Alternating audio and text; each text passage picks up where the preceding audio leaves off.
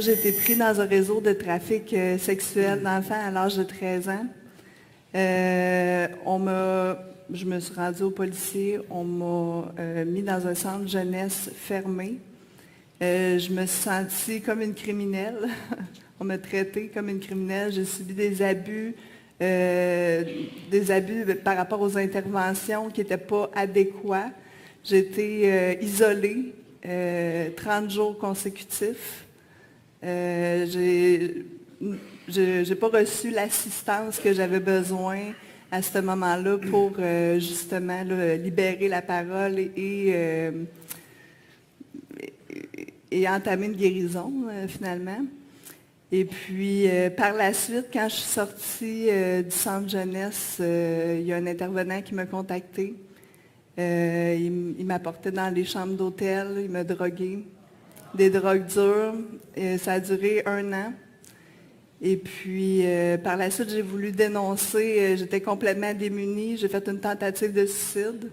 J'ai voulu dénoncer, mais il n'a pas perdu son emploi. J'imagine qu'on ne m'a pas cru. J'étais en fugue. J'étais un peu...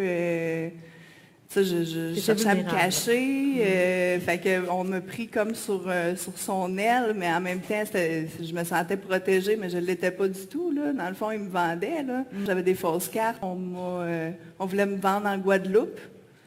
J'avais un faux passeport. On me vendait ça comme quoi que c'était un beau voyage, que j'allais avoir du fun, mais j'ai compris à ce moment-là que je ne reviendrai jamais de là.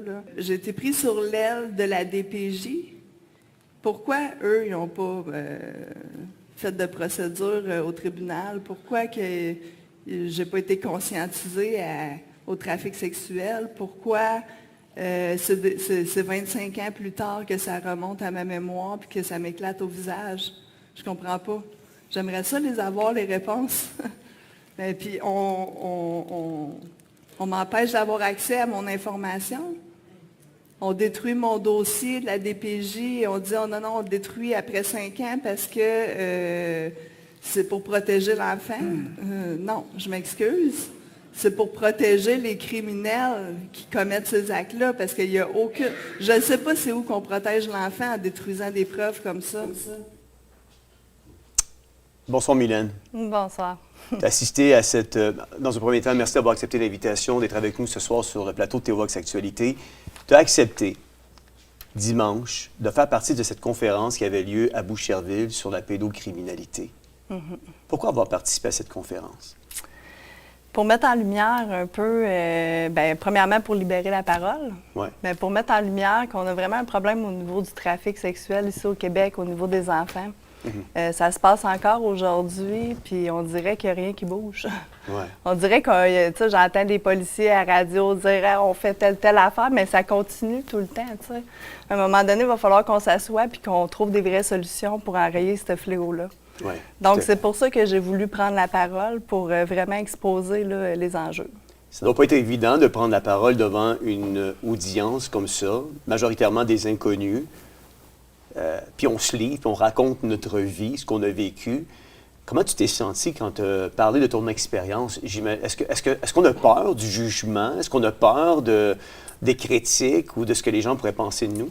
C'est plus la honte, une honte qui... Comment je pourrais dire? Quand que je parle de cette histoire-là, je me ramène à l'âge de 13 ans.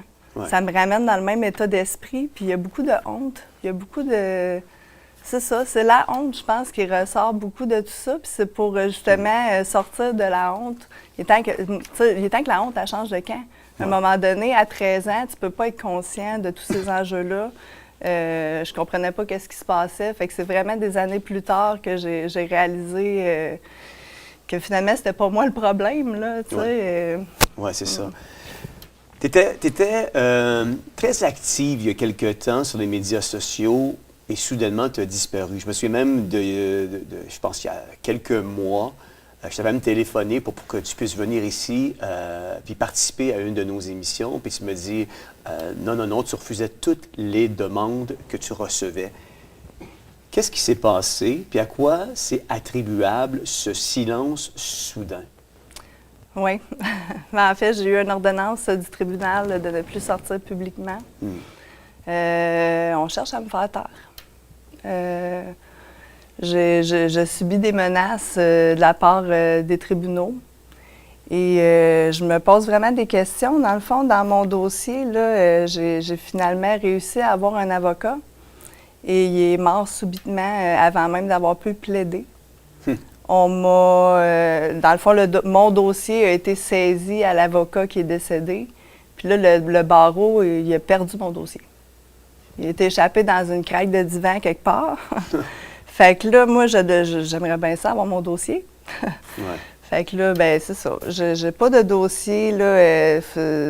Malgré mes demandes, là, on me dit qu'il a été perdu, là. Wow. Ouais.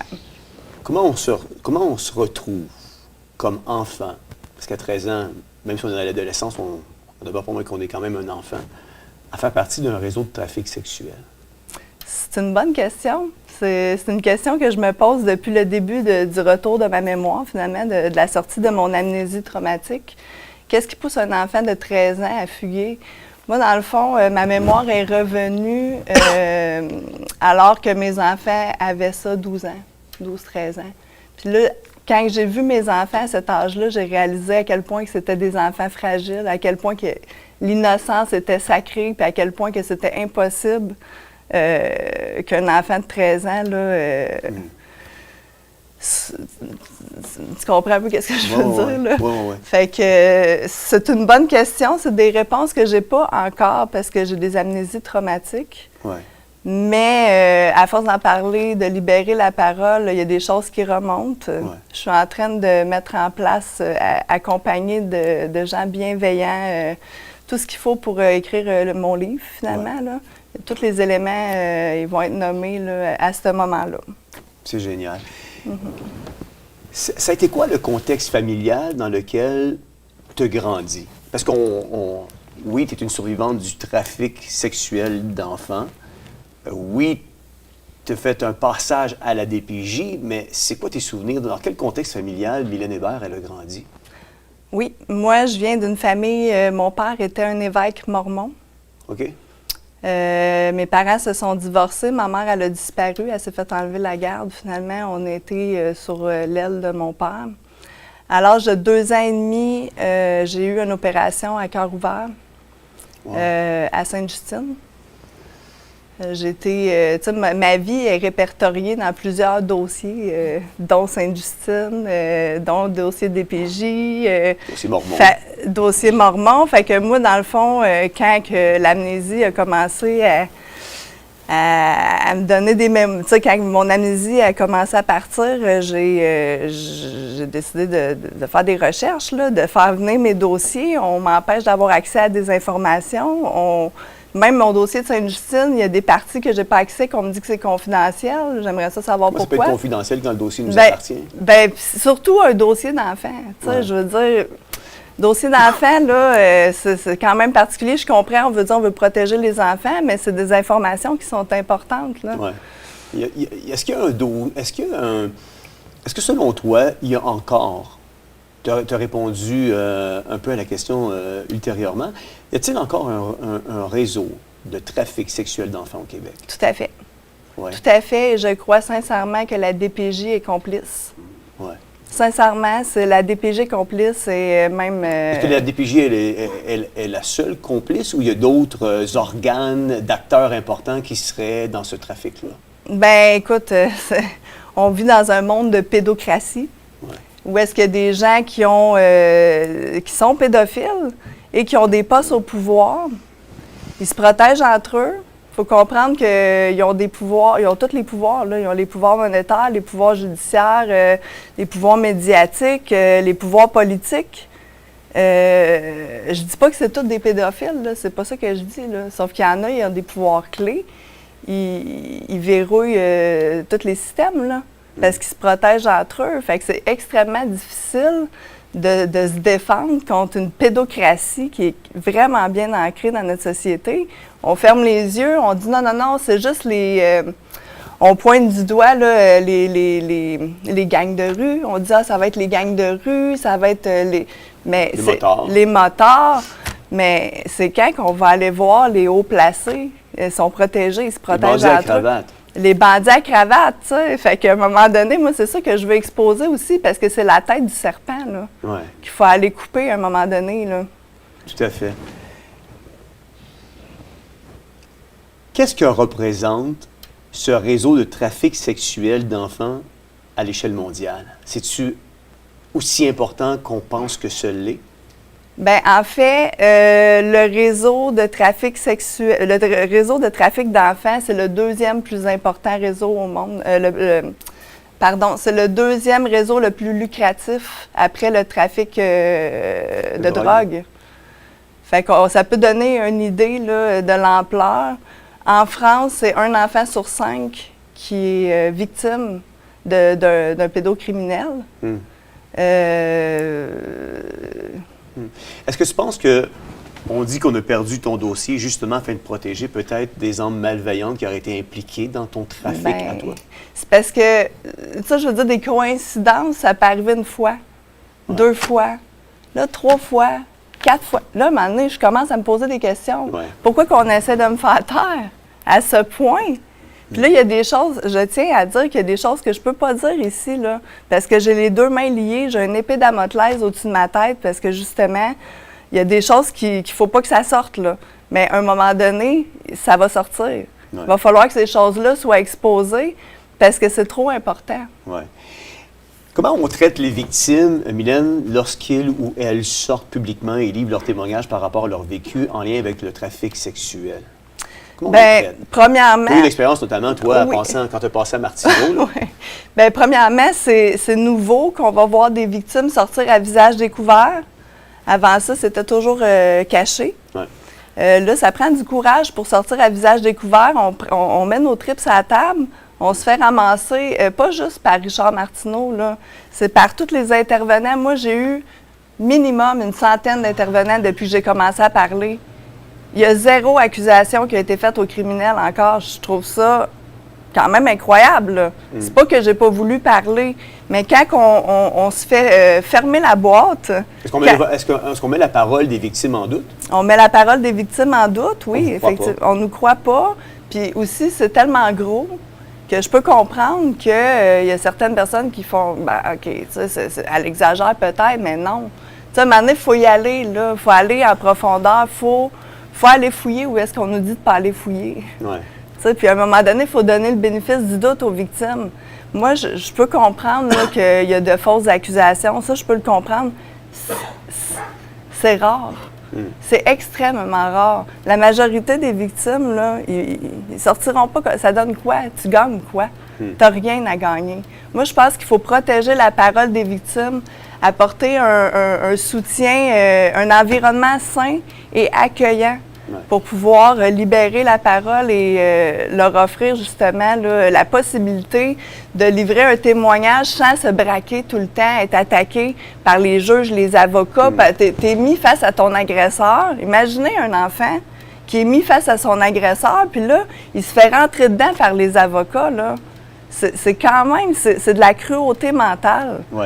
Dans votre conférence, dans la conférence dans laquelle tu as participé, j'ai beaucoup aimé ce que M. Moret a dit de Radio X. Il disait que le cœur de l'agression, c'est de ne pas être cru.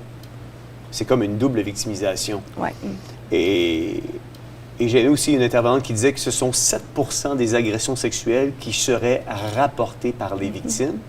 Le premier élément pour lequel les gens ne rapportent pas leur agression, c'est qu'ils ont peur de ne pas être crus. Et cette peur est nourrie par la façon dont sont traitées les victimes. Oui, quand même majeur. Oui, puis ça crée des traumatismes. Quand tu veux parler, c'est déjà traumatisant de devoir le dire une fois. Mais quand tu le dis 2 fois et on ne te croit pas, après ça, là, c'est fini. Là. La victime, elle n'en parlera plus jamais. Là. Ça s'éteint, mais elle va vivre toute sa vie avec les effets de traumatisme. Là. Fait que, tu sais, puis je veux dire... Là, à un moment donné, il va falloir choisir son camp. Est-ce qu'on protège les pédocriminels ou on protège les victimes? Parce qu'il y a comme 2 camps, là. Il va falloir vraiment qu'on se mette à protéger les victimes, là, à tout prix, là. Est-ce que, selon toi, la propagande sur la théorie et l'identité de genre poussée et enseignée dans nos écoles primaires et secondaires du Québec, je dirais même du Canada, puis je dirais même que c'est mondial, ce programme-là, serait de la pédocriminalité. Oui, tout à fait. Tout à fait. C'est un programme qui vise à l'hypersexualisation des enfants. Dans les écoles, on leur montre des films pornographiques, on les expose à de la pornographie, on les expose à des informations qui ne les concernent pas à leur âge, avec une réalité qui est complètement difformée de ce que devrait être la sexualité puis les relations humaines. Moi, je trouve que c'est une tragédie parce que ça va avoir des impacts à long terme là, sur notre société. Là. Est-ce que les parents sont conscients? Bien, c'est ça le problème, c'est que les parents ne sont pas conscients. La vie, elle va vite, tout va vite. Les parents ne prennent pas le temps de s'asseoir et de lire les traités d'OMS.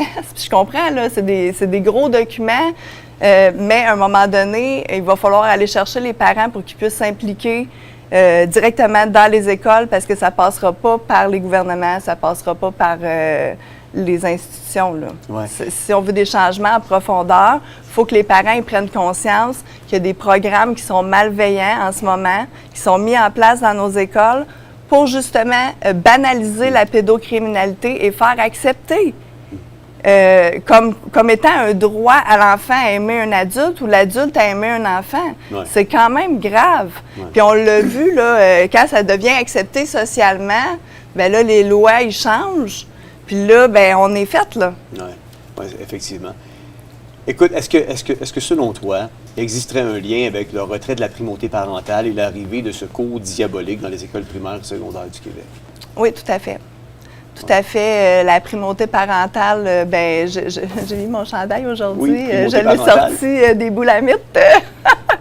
Écoute, la primauté parentale, elle a été retirée au Québec. Peu de gens le savent. Ouais. Mais ça fait en sorte que le gouvernement a le dernier mot à dire sur l'autorité parentale. Là. C'est incroyable. Fait que à chaque fois... Nos enfants sont vraiment rendus les enfants de l'État. Exactement. Puis ça, c'est dramatique. Je vais te dire pourquoi. Parce qu'à chaque fois que l'État a pris le pouvoir des parents sur l'enfant, il y a eu des drames. Avec le peuple autochtone, avec Duplessis, avec, tu sais, la DPJ, c'est la même chose, là. On recommence les mêmes erreurs encore et encore. C'est quand qu'on va se réveiller? C'est quand qu'on va dire c'est assez? Ça suffit, là.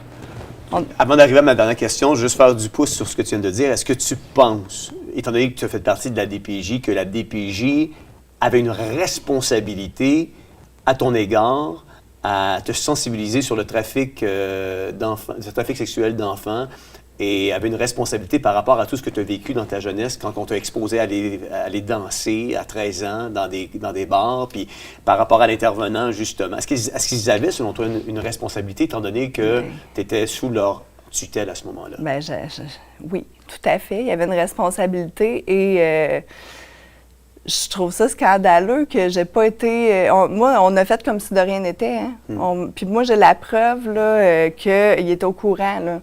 Parce que je me suis fait prendre dans un bar alors que j'étais mineure à cette époque-là et ils m'ont retournée au centre jeunesse. Là. Fait que j'ai la preuve que le centre jeunesse était au courant que j'étais dans un trafic, là, le trafic d'enfants. Là.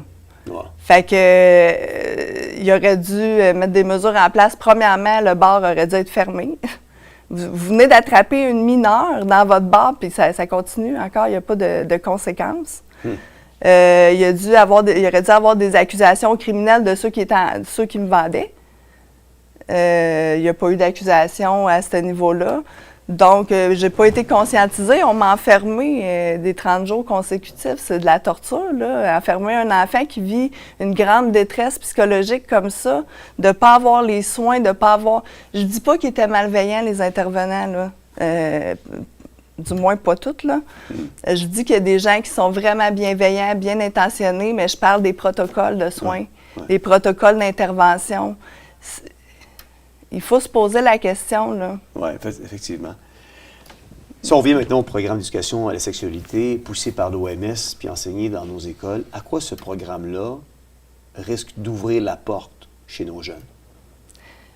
Ben, risque d'ouvrir la porte, c'est l'hypersexualisation. Moi, je pense qu'on ne devrait pas éduquer. Tu sais, là, c'est monsieur, madame, tout le monde qui doit éduquer à la sexualité, là. Moi, je suis pas d'accord, là. On doit éduquer au consentement et on doit éduquer aux droits fondamentaux. Mais là, c'est plus ça, là. C'est rendu que le concierge, il peut éduquer à la sexualité, là. C'est complètement tordu. Effectivement. Mais le drame dans tout ça, c'est que les parents ne sont pas informés. Ouais, Donc, on garde les parents à l'écart. On garde les parents à l'écart, on tasse les parents. C'est les parents qui ont le pouvoir de changer les choses, là, concrètement, dans les écoles. Il y a des gens qui demandent est-ce qu'on peut acheter le chandail. Ah non, mais j'en ai plus. Mais... OK. Il ne se fait plus. Mais vous devriez peut-être penser à le remettre parce que je pense qu'il y aurait peut-être plusieurs parents qui en achèteraient et qui supporteraient justement cette cause-là.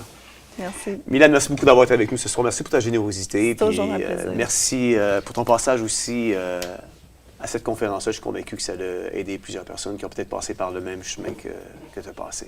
Merci. Bonne fin de soirée. Bonne fin de soirée.